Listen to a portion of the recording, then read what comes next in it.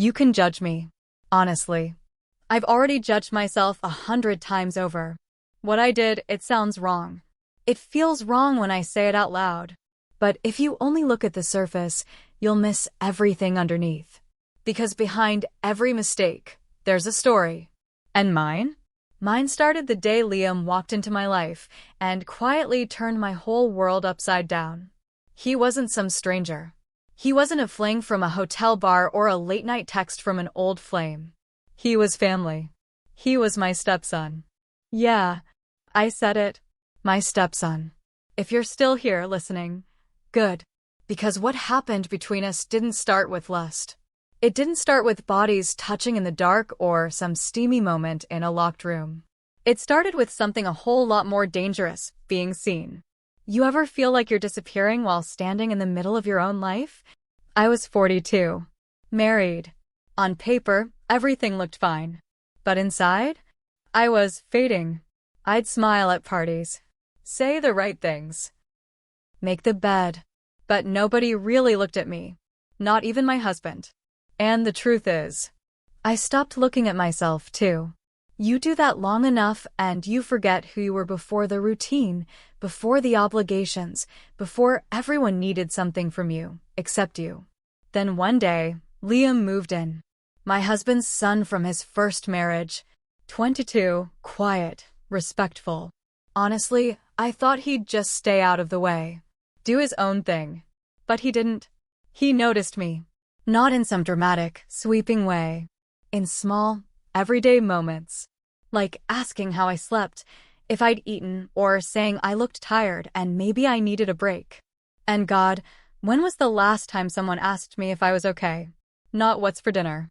Not did you pay the gas bill. But me, Claire. It was innocent at first. But sometimes, innocence is just the mask temptation wears before it shows you its real face. You ever stand at the edge of something you know could destroy you, and still lean forward? I never expected to fall for Liam. Never imagined I'd crave something so forbidden. But loneliness has a voice. And when it whispers long enough, you start to listen. This isn't just a cheating confession. It's the unraveling of a woman who forgot what it felt like to be touched. Not just by hands, but by genuine attention. So, if you're here expecting a scandal, I won't disappoint you. But if you're here looking for the truth, the raw, aching human truth, then listen closely. Because I'm going to tell you everything. No filters. No lies. Just the parts of me I never thought I'd share. This is how it happened. How I fell into something I swore I never would. And how, in the process, I almost lost everything. Ready? Let's begin. I'm Claire, 42 years old. A yoga instructor who, ironically, had forgotten how to breathe. Not the kind of breathing you do in class with candles and mats. I mean really breathe, the kind that fills your chest, lifts your heart, makes you feel alive. For a long time, I lived in silence. Not the peaceful kind.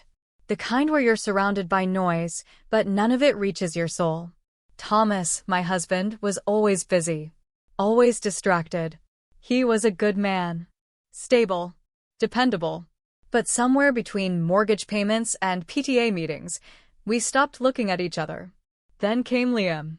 Thomas's son from his first marriage. 22. College dropout. Said he needed time to figure things out, so he came to stay with us. I didn't think much of it. Just another grown-up boy with messy hair, headphones, and a suitcase full of regret. He'd sleep late, scroll endlessly on his phone, maybe leave a trail of cereal bowls in the sink. But from the very beginning, Liam wasn't what I expected. He was quiet, yes, but not withdrawn. He had this way of observing the world, of noticing the small things. Like how I always sighed when I bent over to pick up the laundry basket, or how I rubbed my temples when the kitchen lights were too bright. It started simply.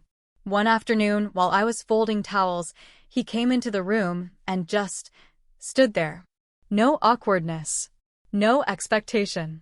He looked at me and said, "You always look so tired, Claire. You should take better care of yourself." That shouldn't have meant anything. But it did. Because when was the last time someone asked me how I felt? Not what was needed from me, or what I forgot to do, but me. After that, things shifted just a little at first. Liam started joining me in the kitchen, not in a lazy, loitering way. He'd offer to chop vegetables or wash the dishes after dinner. He asked what I was watching when I curled up on the couch. He listened when I talked, not with polite nods, but with this gentle, steady attention that made me feel like I mattered. One evening, I had a long day at the studio. My head was pounding.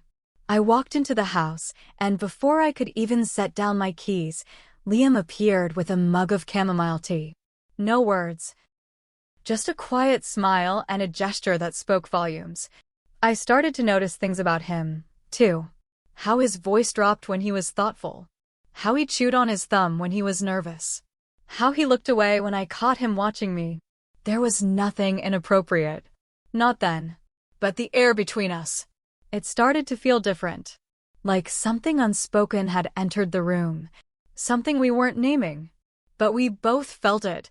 There was a moment, small, forgettable to anyone else, but I remember it perfectly. It was raining. Just like now. I was sitting by the window, sorting through bills. Liam came over and crouched beside me. He pointed out a mistake on one of the forms, his hand brushing against mine. Just a touch, but it lingered. I froze, looked at him, and for half a second, I swear, the world stopped. No words, no movement. Just the sound of rain tapping on the glass, and two people sitting far too close to pretend it meant nothing.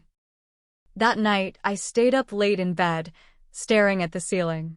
Not because of what happened, but because of what didn't. And because of how alive I suddenly felt. I wasn't fantasizing about Liam. I wasn't plotting anything scandalous. I was just remembering that I was still a woman. Still capable of being noticed, desired, seen. And for the first time in years, I went to sleep with a flutter in my chest. Not guilt, not shame, just possibility. That was the beginning. A whisper, a shift, a moment I could have dismissed. But I didn't, because when you've been invisible for long enough, even a glance can feel like a lifeline. And Liam? He didn't just glance. He saw me. And deep down, I wanted to be seen. Keep listening. Because this is where things start to blur. Where what's right, what's wrong, and what's real begin to melt into each other. And I was just getting pulled into the fire.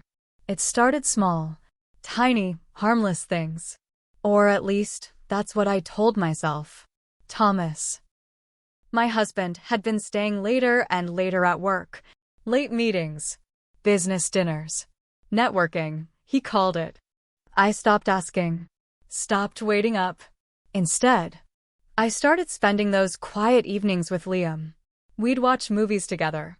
Old black and white films. Thoughtful dramas. Stuff most 22-year-olds would roll their eyes at. But Liam didn't.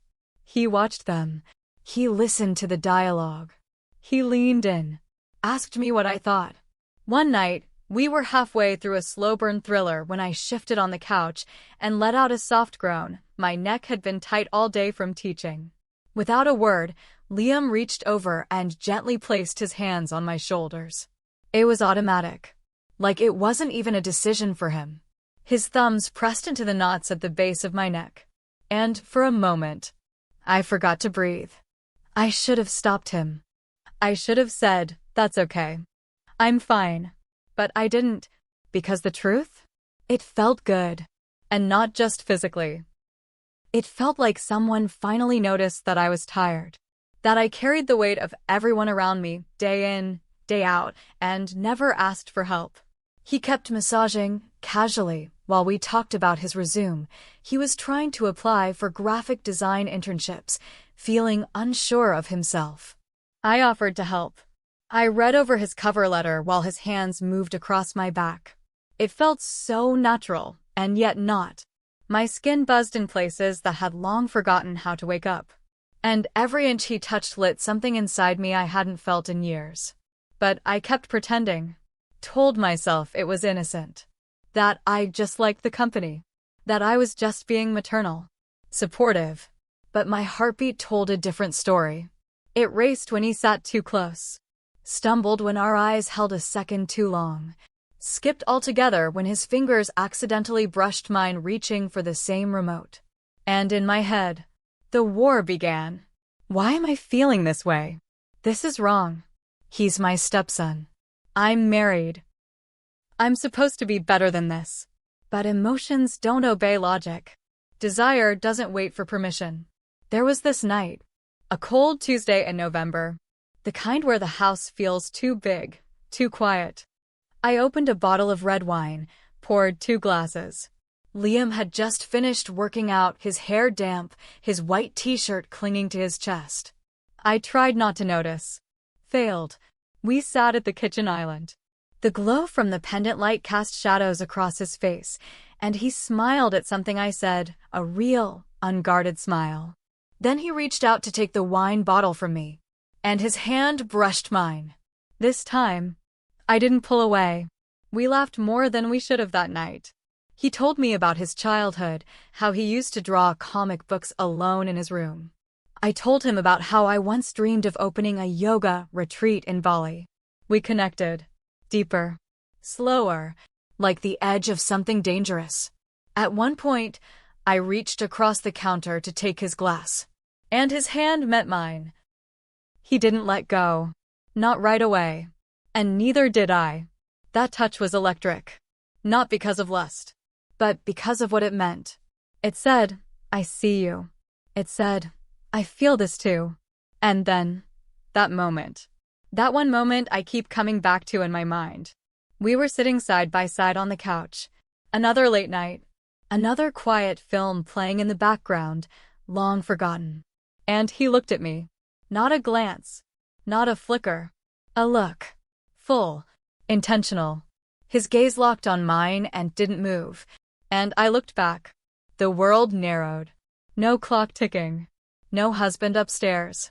No titles or labels. Just 2 people.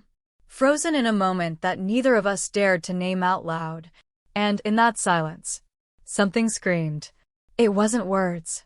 It was energy. Undeniable. Unspoken.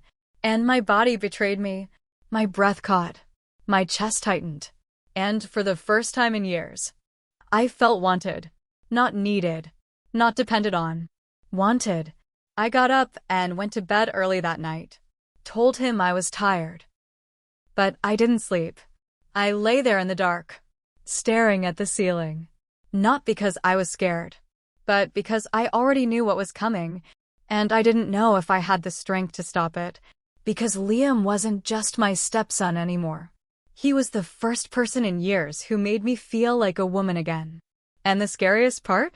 I didn't want him to stop. This was the tension before the storm. The slow ache. The waiting game. We hadn't crossed any lines yet, but the lines were there. Blurred. Fragile.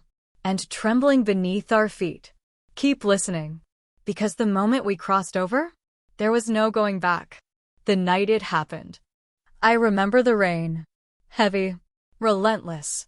Like the sky was trying to drown something it couldn't explain. Thunder cracked in the distance, and then darkness. The power went out. I was in the kitchen, folding the last of the laundry by candlelight, listening to the wind shake the windows. The kind of night that makes everything feel closer, more intimate. Like the walls are leaning in to hear your secrets. Liam walked in quietly, holding a few candles he'd lit from the emergency drawer. His shirt clung to him slightly. He'd run out to grab something from the car, got caught in the storm. Drops of rain clung to his arms, his jawline. I noticed. I shouldn't have, but I did. He placed the candles around the room, soft golden flickers chasing shadows up the walls. And then he looked at me. Not with lust. Not yet. Just concern. Are you okay? He asked, voice low. I nodded, barely. I've just got this headache. And my back's been tight all day. Too many classes. I rubbed my own neck, trying to shake it off. Then, like it wasn't even a question, I murmured.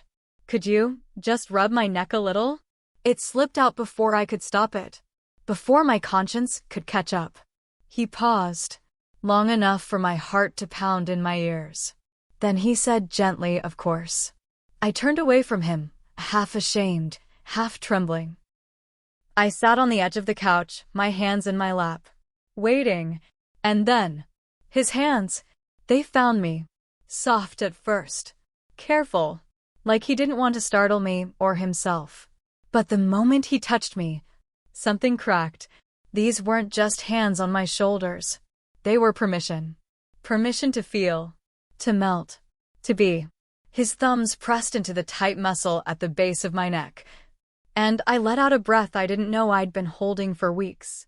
My eyes fluttered closed, not in lust, in relief, because for the first time in what felt like forever, I wasn't performing. I wasn't pretending to be okay. I was just me, and someone was touching that real version of me, like I mattered. I didn't speak. Couldn't. But then he did. His voice, soft, broken, he said, "You don't have to pretend anymore." Just 6 words. But they hit harder than any kiss. My throat tightened. My body froze. And the dam I had been patching for months. The dam made of guilt and vows and reasons and rules. Just gave. My breath hitched. A sound escaped my mouth, half sob, half moan. I reached for his arm, needing to ground myself. And he didn't pull away. He just stayed there, breathing with me, like we were both on the edge of something terrifying and beautiful. And then, I panicked. I stood up, quick, clumsy, like I'd just touched fire. I turned away, my arms wrapped around myself, afraid to look at him, afraid of what I might want if I did. My voice trembled as I whispered, I should go to bed." I didn't wait for a response. I walked straight to my room, closed the door behind me, and for a moment, I just stood there, back against the door, heart racing. My hand hovered over the doorknob, shaking, like part of me wanted to open it again. Say something, do something. But I didn't. I slid down to the floor, wrapped my arms around my knees, and cried, not just because of what had almost happened, but because I wanted it to. Because every part of me wanted to go back into that candlelit room and let him touch all the places I had buried. But I didn't. Not that night. I slept in my clothes, didn't turn the lights back on even when the power returned. Just lay there, staring at the ceiling, imagining what might have happened if I hadn't walked away, and knowing, deep down, this wasn't over. Not by a long shot. Because the lines we'd been tiptoeing around, they were already blurred. And no matter how much I tried to deny it, we were already crossing them. One breath at a time. One touch at a time. Until eventually, there'd be no going back. The next night, I did something I swore I wouldn't do. I called for him. Softly, barely above a whisper from the hallway. "Liam." And he came. No questions. No judgment. Just there. Like he'd been waiting. I told myself it was just for the massage. Just for the aching in my neck, the tightness in my back. But we both knew. It would never be just that again. He sat behind me on the bed, my room lit only by the amber glow of my bedside lamp. And when his hands touched me, I exhaled. Not because it hurt, but because it healed. His fingers moved slowly, like he was learning the map of my pain, finding the spots I didn't even know needed soothing. He took his time. No words, just breath, skin, energy. And that silence said everything. It wasn't lust that passed between us that night. It was longing, loneliness, cracking open. 2 people who had held themselves together for far too long, finally letting go. We didn't kiss. Not that night. But something deeper happened. Something harder to undo. We crossed the line. In our minds. In the way I leaned back into him without hesitation. In the way his hands lingered too long at the base of my spine. In the way I tilted my head just enough to feel his breath against my ear. And when he whispered, You deserve more than this life gives you. I nearly fell apart in his arms. Because I believed him. And I wanted to believe in him. More than I'd allowed myself to believe in anything in years. After that night, there was no more pretending. We met in shadows. In silence. Behind closed doors, in the soft hush of midnight when the world was asleep and our truth could breathe. Liam would slip into my room quietly after Thomas had gone to bed. And he'd leave before dawn. Before the house could wake. Before guilt could scream too loud. And in those hours, I was alive. Not a wife. Not a stepmother. Not a shell of the woman I used to be. I was desired. Held. Heard. Seen. I remember the way he'd trace circles on my back with his fingertips. The way he'd whisper about his dreams, traveling, designing, escaping this place. And how I'd lie there, staring at the ceiling, wondering if he could take me with him. Not physically. Emotionally. Could he carry the version of me that still believed in something bigger than this broken home? But it wasn't perfect. No. Because the moment he left, the guilt would crawl into bed beside me. Every time we were together, it felt right. And every time we weren't, the guilt clawed at me. It didn't matter how soft his touch was, how careful his eyes were. There was always a voice in my head screaming, "You're a monster. He's your stepson. You're married." But then, another voice would whisper back, "So what? You're also human. And for the first time in years, you're happy." And that's what tore me apart. The duality. The way I could cry in the shower in the morning and melt under Liam's touch by nightfall. The shame didn't stop me. The fear didn't stop me. Because loneliness, it has a way of making you reach for warmth, even when you know it might burn you. And the more we crossed that invisible line, the more impossible it became to go back. It wasn't just about sex. In fact, we didn't even go that far for weeks. It was about need. The way he held my face in his hands and looked at me like I mattered. The way he sat beside me and actually listened to how my day went. The way he made me laugh at things I'd long stopped finding funny. We built a world in those secret hours. A quiet, sacred space that belonged only to us. And Thomas? He never noticed. Or maybe he just didn't want to. He was always busy. Always distracted. Sometimes I think he was relieved. That I had stopped nagging. That I smiled more. He never asked why. And that silence became permission. Unspoken, but deafening. Sometimes I wonder if he knew, deep down, if he could feel the distance growing like vines between us. But he never pulled me back. Never reached for me. Never asked what I needed. And Liam, he didn't just ask. He gave me comfort. Gave me space. Gave me something I didn't know I was starving for. Affection, without obligation. Touch, without expectation. Love, without conditions. We didn't plan to fall. It wasn't some calculated affair. It was slow, gentle, dangerous, like water dripping into a crack in the wall. Until the foundation begins to split. Until the house you've lived in your whole life no longer feels like home. And by the time I realized how deep I was in, I wasn't just cheating on my husband. I was cheating on the woman I used to be. And I wasn't sure which betrayal felt worse. But this story's not over yet, because the night we finally gave in completely was the night everything changed, and nothing could prepare me for what came after. Keep listening. The real confession is still to come. One afternoon, as I was folding towels, Thomas looked up from his laptop and asked, "Why is Liam spending so much time at home lately?" Just a simple question. So casual. But my heart stopped. I laughed. Said something about Liam trying to save money, or focus, or reset. I don't even remember the exact lie. But I remember how it tasted. Like metal on my tongue. Like fear. Because I knew he'd noticed something. And from that moment, the air around me changed. Every glance felt loaded.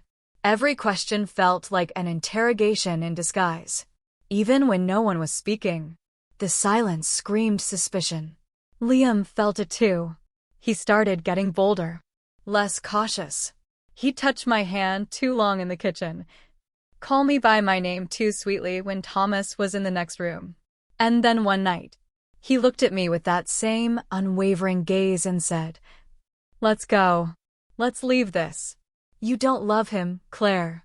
I froze, like a deer caught in its own headlights, because part of me wanted to say yes, run, escape, leave behind the guilt and the secrets and the lies and just be free. But the other part, the part still tethered to the woman I used to be, whispered no. I wasn't ready to torch my entire life. Not yet. Maybe not ever. I had a home, a marriage, a name in this town. People who saw me as steady, kind, composed. To them, I was Claire, the loyal wife, the dependable yoga instructor, the woman who baked banana bread for sick neighbors. I couldn't be that woman. The one who left her husband for her stepson. The one who destroyed her family for, what? A feeling? Even if that feeling was the only thing keeping me breathing. And then there were my friends. I remember meeting up with Rachel for coffee. She leaned across the table and tilted her head, smiling. "You've been glowing lately," she said. "What's your secret?" I smiled back, sipped my latte, laughed too loudly, said something about essential oils and better sleep. But inside, I was crumbling. Because it wasn't glow. It was guilt. It wasn't peace. It was paranoia, wrapped in pretty packaging. I started waking up in the middle of the night, sweating, shaking, convinced Thomas knew, convinced the walls were whispering.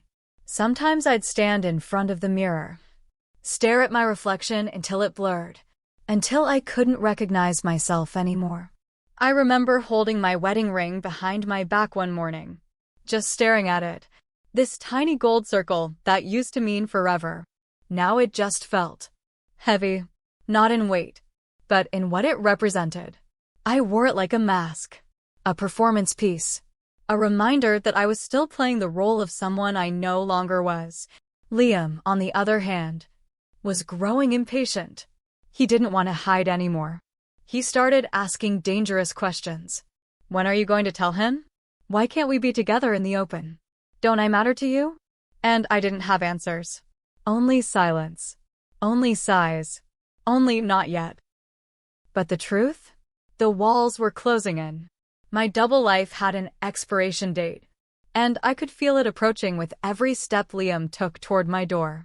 With every glance Thomas gave me over dinner. With every text I got from a friend asking, "Are you okay?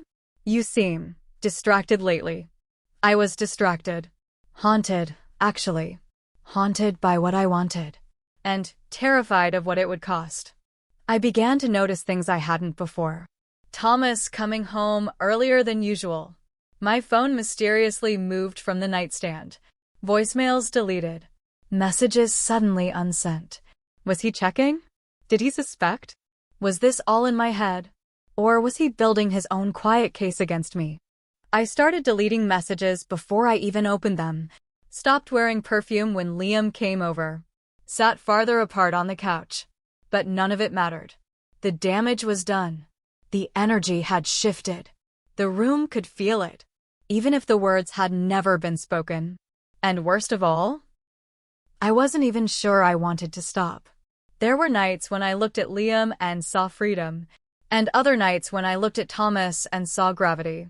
Two forces, pulling me in opposite directions. And I was the storm caught in between. I started imagining the fallout. If it all came to light. The shame, the headlines, the faces of people I loved, twisted in betrayal. I could almost hear it. The sound of a door slamming. The gasp of disbelief. The silence that follows when someone stops looking at you with love and starts looking at you with disgust. How did I get here? How did a quiet woman from the suburbs become the villain of her own life?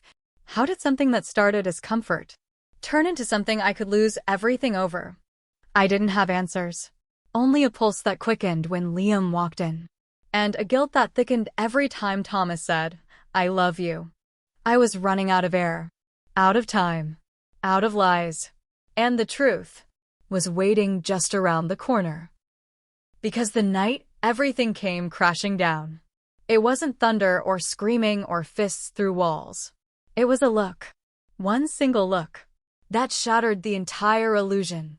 But I'll tell you about that in the next part of my story. Don't go anywhere.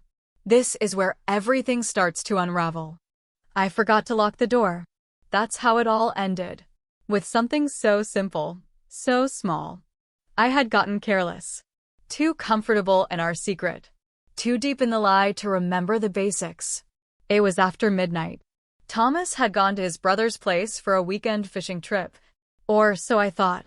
Liam was in my bed, his back against the headboard, shirtless, running his fingers through my hair. I was resting against him, half asleep, his warmth lulling me into that dangerous illusion of safety, of belonging. And then, the door burst open. There was a sound, a heavy thud like wood slamming against drywall. And then silence, the kind that comes right before a storm. I looked up, confused. And then I saw him, Thomas, standing in the doorway, face pale, eyes wide, mouth slightly open. And then, his voice, raw, fractured. What the hell is this? I froze. My breath caught in my throat. My whole body turned to stone. Liam scrambled, grabbing his pants, his shirt, whatever was closest. He didn't say a word. Didn't even look at me.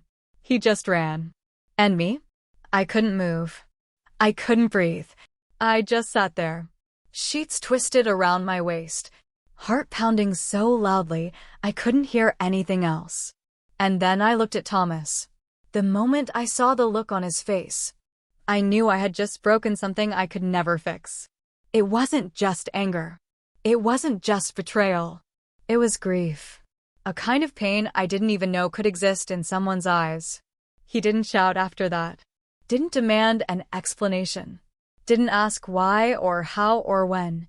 He just stood there, staring at me like I was a stranger, like I was a ghost in his house. And then, he turned around and walked away. I heard the front door slam, and that sound, that final, echoing slam, was louder than any scream. Liam didn't come back that night, or the next. Thomas didn't sleep in the house for days. When he did return, he didn't look at me, didn't speak. We were two people sharing a roof, and nothing else. I tried to talk to him once. Sat across from him at the kitchen table, hands trembling around a mug of tea I'd made out of habit. I opened my mouth, but nothing came out. What could I say? How do you explain the unexplainable? How do you apologize for breaking someone's trust in a way that can never be repaired? I walked past Liam's room the next day. It was empty. Just still. The bed was made.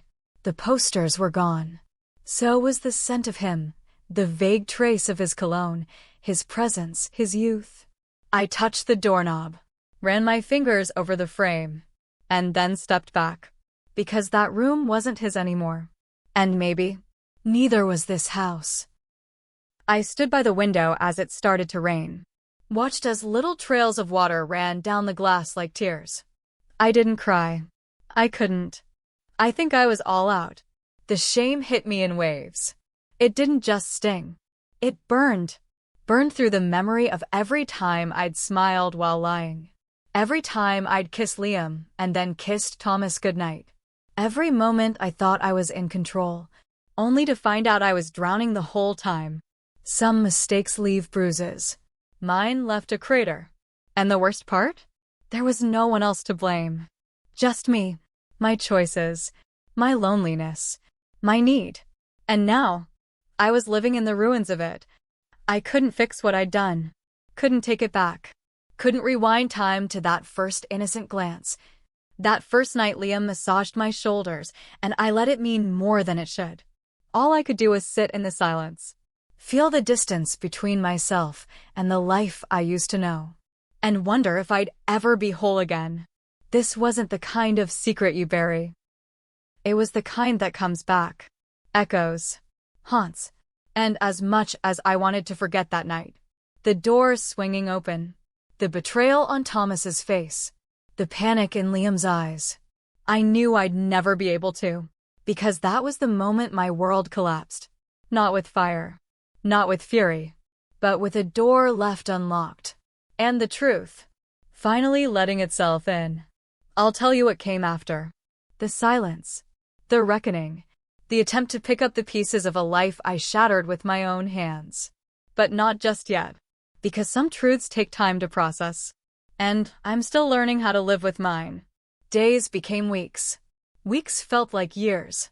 The house, it didn't feel like a home anymore. Just four walls holding in the echoes of everything we didn't say. The silence wasn't peaceful. It was thick, heavy, like the air had weight. And it pressed against my chest every time I walked down the hallway. Every time I passed by the photos on the wall. Every time I sat at the table and his chair stayed empty. I tried. I really did. Therapy sessions where I talked in circles. Journaling at 2 a.m., writing until my hands cramped. Meditation apps and long walks with podcasts about healing and forgiveness. But nothing dulled the ache. Nothing filled that hollow space in my chest. Because I didn't just lose them.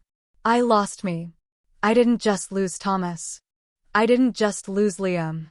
I lost the version of me I'd spent years trying to maintain. The good wife. The steady woman. The one who followed the rules and colored inside the lines. Turns out, that version of me was just a mask. And masks eventually crack. I remember sitting on the floor one night, back against the kitchen cabinets, bottle of red wine half drunk beside me. There were dishes in the sink. Laundry piled on the couch. The dog hadn't been walked in days. But I wasn't crying. I was just still, numb. Not because I didn't care, but because I cared too much. And it was exhausting. People don't talk enough about what comes after the explosion. They talk about the affair, the scandal, the drama, but what about the aftermath? The quiet? The regret that settles like dust on everything you touch? Liam didn't come back. He didn't call, didn't text. It was like he disappeared. Or maybe I just stopped looking. Because I had to. Because if I let myself chase him, I'd never stop. And I'd never learn how to breathe again without him. So I stopped reaching for what broke me. Stopped replaying that night in my head. Stopped opening his door to see if maybe, just maybe, he'd left something behind. Healing isn't graceful. It's ugly. It's screaming into a pillow at 3 a.m. It's sitting through the silence when all you want is noise. It's learning to make tea for one and not cry about it. I started small. Took walks without my phone. Started saying no when I meant it. Looked at myself in the mirror. And tried, really tried, to see more than just the woman who broke a family. Because underneath the shame, the hurt, the betrayal, there was still me. Wounded, but real. I wasn't a villain. I wasn't a victim. I was a woman who made a mistake. A big one, but a human one. And maybe that was the first step to forgiveness. Not from Thomas. Not from Liam. But from myself. Claire exhales deeply. The house stayed quiet. But slowly, that silence started to change. It stopped feeling like punishment. And started feeling like space. Room to breathe. Room to rebuild. I'd love to say I had some big realization. Some magical moment where everything clicked. But the truth? It was just one slow day after another. One breath. Then another. Then another. That's how healing starts. Not with fireworks. But with oxygen. With intention. I wasn't looking for Liam anymore. Because I was too busy trying to find me. And I knew. Whatever came next. It had to be real. It had to be mine. And it had to be honest. Even if it hurt. Even if it meant walking alone. Because the only way out of what I created was through. And I was finally ready to walk through it. It had been 2 years. 2 long, quiet, unraveling years. I'd moved to another city by then. Gotten my own place. Painted the walls a soft sage green, something I'd always wanted, but Thomas never liked. I was teaching yoga full-time. Still journaling. Still breathing. But finally, not just surviving. That day, I remember, the sky was overcast, one of those days where the world feels hushed, like it's holding its breath. I had just finished teaching a morning class and ducked into this little cafe on 9th Street. I wasn't expecting anything. I wasn't looking for anyone. But fate doesn't check your calendar. I pushed open the door, and it chimed softly. The smell of coffee and cinnamon hung in the air. The kind of scent that wraps around your memories and won't let go. And there he was. Liam. Sitting by the window. Older now. His hair was shorter, neater. Still tousled enough to make my heart twist, just a little. He wasn't alone. There was a woman across from him. She laughed softly at something he said, and he smiled. Not the cocky smirk I remembered from late nights in my bedroom. No. This smile was calm, genuine, peaceful. He looked up, and our eyes met. It was 1 second, maybe 2, but it felt like time bowed to the moment. No one moved. No one spoke. I didn't feel anger, or longing, or even regret. Just a stillness, like two souls nodding across a quiet divide, like a book being gently closed. Not slammed shut, not torn apart, just closed because the story had been told. He didn't get up. I didn't walk over. We both knew. That chapter of our lives had ended a long time ago. And whatever remained now was meant to stay in memory, not in motion. I turned, opened the cafe door, stepped back into the gray light of the city. My hands weren't shaking. My heart didn't race. I just walked. Steady. Whole. Free. Some stories don't end with a kiss. Some end with a quiet understanding. And a promise to never forget. Have you ever loved someone you weren't supposed to? Someone who should have been off limits. Someone who made every part of you question what you thought was right or wrong. Would you risk it all? Risk your family, your reputation, even your own peace of mind. Just for a chance at happiness? Because that's exactly what I did. And maybe, somewhere deep inside, I don't regret it. But secrets have weight. They're like shadows that stretch longer than you expect, always lurking, waiting to fall. So tell me, have you ever kept a secret so heavy it could ruin everything if it ever got out? Was it love? Guilt? Desire? Or something you still don't fully understand? Drop your story in the comments. Let's talk about those truths most are too afraid to say aloud. And if you want to hear more stories that go where others won't, stories raw, real, and unfiltered, subscribe to Cheating Confession Diary. Because here, no confession is too dark, no feeling too complicated, and no secret too big to share. You're not alone. And sometimes, the hardest stories are the ones that need telling most.